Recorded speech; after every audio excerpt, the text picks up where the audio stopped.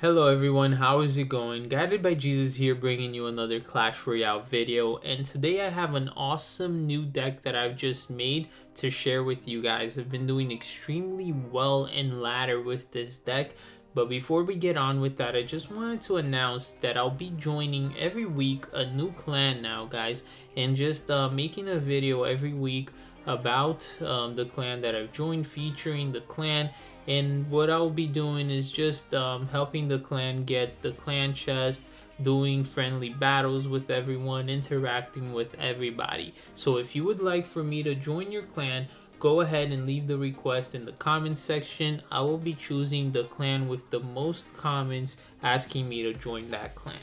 So this right here is the deck, guys. As you can see, it does use the miner and the Dart Goblin. Those to me are the most unique cards, just because the miner is a legendary and the Dart Goblin is one of the newest cards that are out.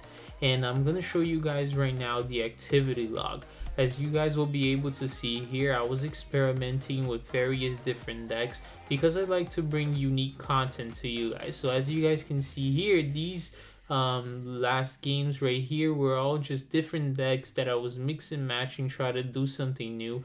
And then I finally played this deck. I made this deck myself and I got a victory right out of the first game. So then right there I saw that the deck had potential. The fact that I won in the very first game, I lost the second one, but it was the kind of loss that I still saw that I pretty much only lost because of the difference in level of cards. As you guys can see, he had way better levels. And then I just won the very next game, guys, the one after that and the one after that. And as you guys can see, just victory after victory right here. And check out the level of these guys' cards. Level 13 commons and everything, level 3 legendaries, just crazy. I got one draw right there and then more victories after victories, guys. So in total, I believe I played 11 different games. One of these was actually a friendly battle inside the clan that I'm in right now, which is Swarm Esports. I'm having a really great time with this clan, guys. Really nice people, very good players in this clan, so shout out to this clan. Really happy to be with them at the moment. So let's go ahead and jump into the first replay. Like you guys were able to see there in the activity log, guys, out of 11 games we only lost one, which was the very second game. So it's fair to say that I wasn't very used to the deck yet, and that maybe, you know, after a while of getting used to the deck, I could have won that game. But then we went ahead and won another 9 matches, and we tied one game. So overall 10 wins, 1 draw, and 1 loss. That is just crazy, guys. So let's go ahead without further ado and commentate here and explain to you guys how this deck works. So this deck, when I put it together, I felt what is really strong right now in the meta, and I've been seeing way too much Royal Giant, guys. There's just way too much Royal Giant going on right now, and so what, and Hog Riders as well. So I thought, what is the best, you know, way to counter both of these cards? And I just felt like the Inferno Tower would be a great way to counter both of these. The Inferno Tower just makes it impossible for a Hog Rider to pass through unless he outcycles you. But then I figured I'd put the Skeleton Army, which also goes great with the Inferno Tower, because if they zap the Inferno Tower, they won't be able to zap the Skeleton Army. And the Skeleton Army on its own can also stop a Hog Rider without allowing it to get a hit, unless they do use the log or the zap. So for that reason, I also put the Dark Goblin, which could also bait the log, guys. And so look at how this Inferno Tower is just gonna kill that P.E.K.K.A. The P.E.K.K.A. wasn't even able to kill the Knight, so that was really good. And the same way the Inferno Tower killed that P.E.K.K.A., it would kill a Royal Giant just as fast, guys. So that is why I chose those 2 cards. Then the Dark Goblin, in my opinion, is just a really good card. You get great value for the card, only 3 elixir. Sure, it is weak, but it serves a really strong purpose in this deck, which is to bait the log, so that way people won't have it when I use my Skarmy. And this card just has great range. It could even outrange Inferno Towers at times, guys. If you place it on the bridge and the Inferno Tower is in the middle of the opponent's side of the map, the Dark Goblin could even outrange an Inferno Tower, which is huge in my opinion. There will be moments where you will see here that the Dark Goblin on its own will be able to inflict 400 damage to the tower before getting taken out. And that to me is huge for a card that only costs 3 elixir. So it just does amazing work, this card, guys. And then I was just thinking, you know, what is a way that I can keep this deck pretty light? And because of the fact that I have the Inferno Tower, which is really costly, and it's 5 elixir, and I didn't want to be outcycled all the time, so I was thinking of keeping my offense light as well and really low elixir. So I thought, well, the miner would be great.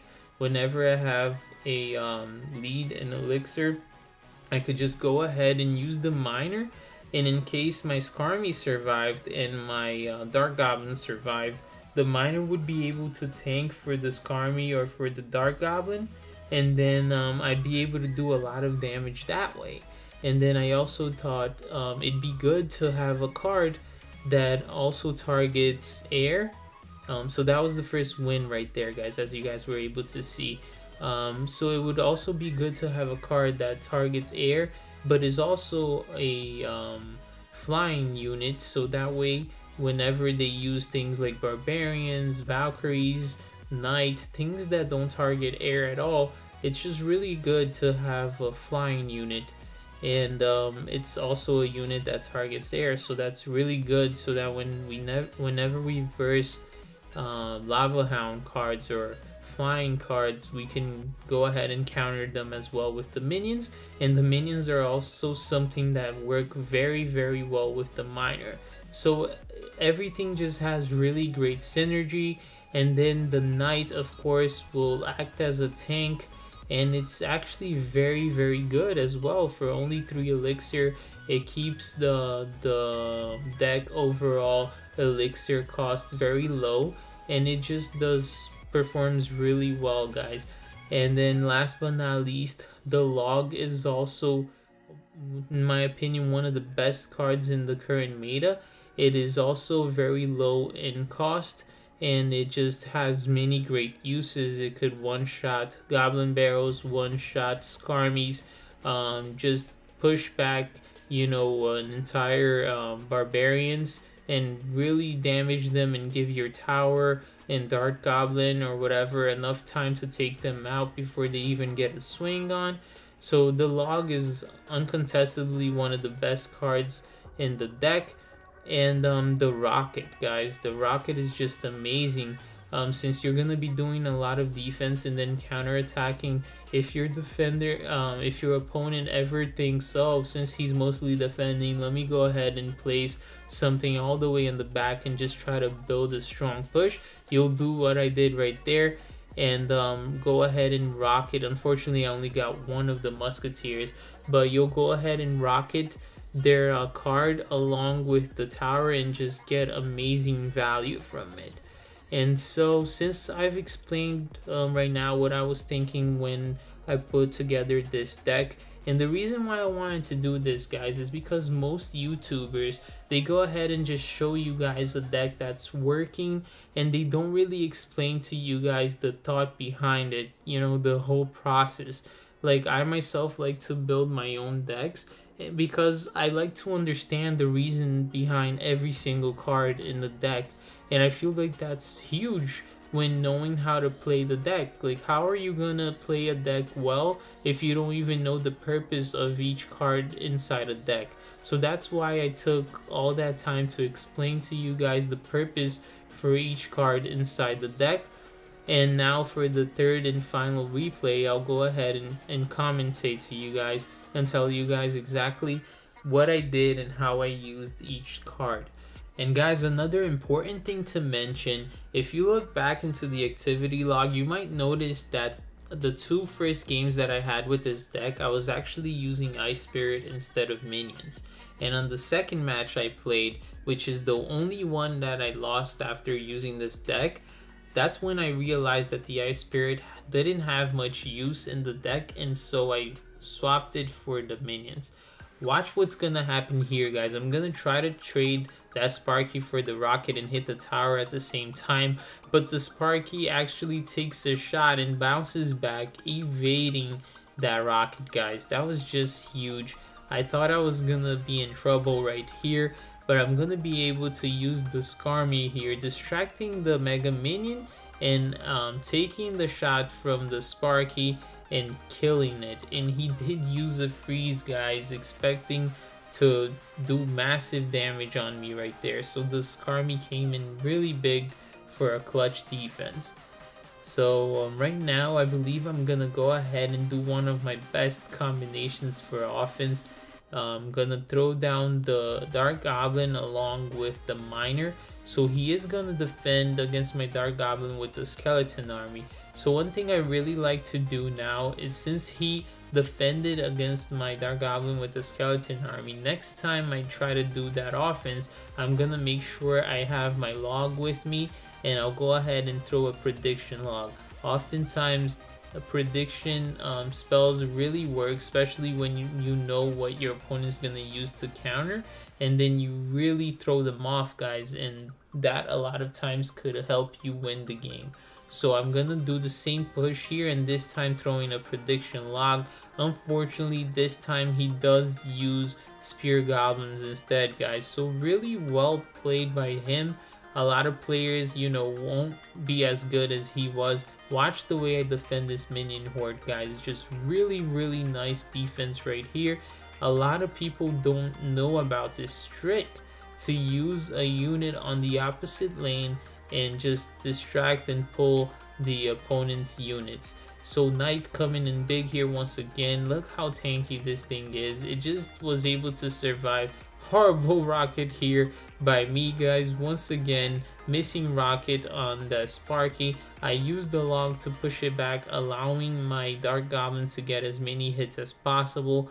Look at how good this Dark Goblin just is, guys. It's just really effective way of defending against ground troops and air troops at the same time. It did massive damage right there, taking out the opponent's tower.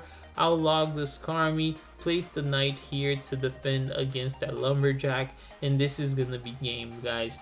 So as you guys can see by now, this is a really good deck. It's very well rounded, and from the last 3 replays, our opponents have been using very unique decks themselves, and we were able to play really well. I believe we had control on all 3 matches. This time we're gonna go ahead and play against the Golem deck. As you guys know, the last meta, at least, I'm aware that the meta is currently changing because of the balance changes, but at least in the last meta, guys, Golem decks and just beatdown decks overall were really strong in the game. So once again, I'll use the Knight here just to distract and allow the Archer towers to do work here, cleaning everything up. So now we're gonna go ahead and just rocket down his Executioner and do a lot of damage to his tower. To me, the 1 extra elixir is worth it, guys, because as you can see, I just made over 500 damage to his tower with only 1 more elixir.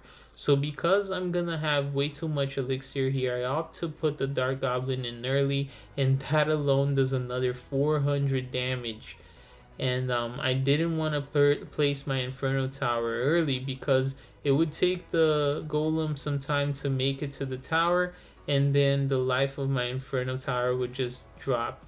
And so I was able to defend here very effectively, because it goes back to the deck composition where I explained to you guys that the Inferno Tower and the Skarmy have great synergy.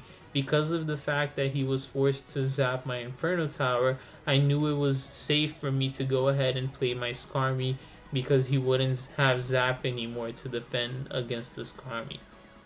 So here, since I was the 10 elixir, I'll go ahead and unload some elixir while still doing pretty much a direct damage. To me, the miner is pretty much direct damage to their towers, guys.